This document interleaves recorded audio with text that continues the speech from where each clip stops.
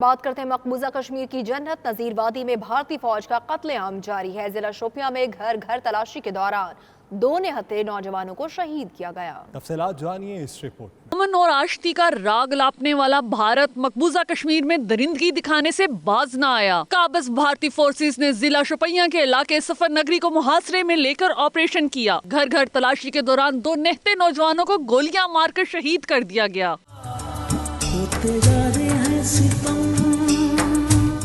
شہداء کی شناخت ادریس سلطان اور عامر حسین کے نام سے ہوئی، جن کی نماز جنازہ میں ہزاروں کشمیریوں نے شرکت کی۔ اس موقع پر بھارت کے خلاف اور آزادی کے حق میں فلک شگاف نعرے بھی لگائے گئے۔